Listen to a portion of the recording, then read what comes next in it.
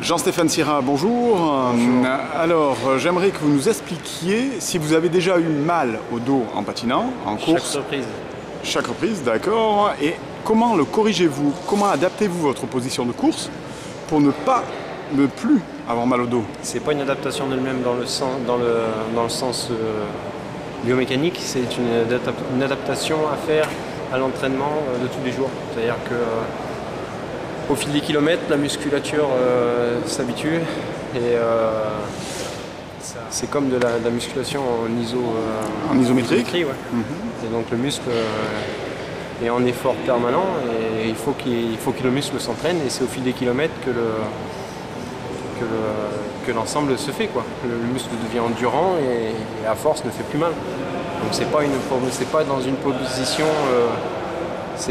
selon moi, c'est pas une position particulière à attraper plus qu'une autre.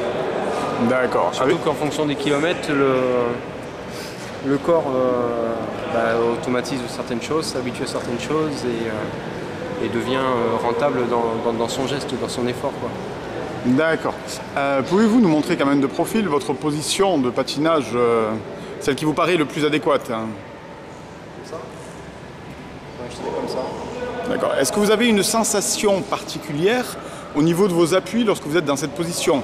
Avez-vous l'impression que votre centre de gravité est particulièrement à l'aplomb de vos pieds, à l'aplomb de vos tibias, à l'aplomb sur la pointe des pieds? Ouais, je suis en appui là. D'accord. Entre la deuxième et la troisième roue? Au milieu du patin. Au milieu du patin. Pour avoir une poussée efficace et 4 roues. D'accord. Et la position est plutôt penchée vers l'avant?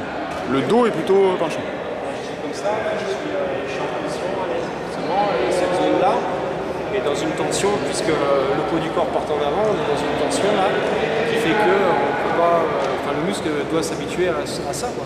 Et chaque reprise, quand on s'arrête à un moment, le muscle se relâche et il faut réadapter à chaque fois. D'accord. Donc en fait, le danger du truc, moi, ça sert à rien d'aller voir des kinés, des ostéos, etc. Bon, il peut y avoir, après, chaque cas est particulier, mais c'est en faisant des kilomètres et des kilomètres et des kilomètres, je pense, dans un premier temps, ça permet aux muscles de se remettre en condition et de tenir l'effort, puisque ça lui demande un effort, sans aucune douleur. Est-ce que vous avez l'impression d'avoir un gainage particulier du ventre et du dos lorsque vous patinez dans cette position? Ça, c'est sûr que ça aide, puisqu'on gagne du temps, forcément, on gagne du temps sur l'adaptation. Mais vous, lorsque vous patinez, est-ce que vous avez l'impression de tenir gainés vos muscles abdominaux, fessiers, dorsaux? Sur les sprints, ouais. Sur les sprints, oui. Oui. Mais en roulage Non, pas sur les roulages, non. Sur les accélérations, sur tout ça, ouais, on contracte un peu pour envoyer plus de jus, mais sinon, non, pas de contraction particulière? Non. D'accord. Merci beaucoup Jean-Stéphane Sira.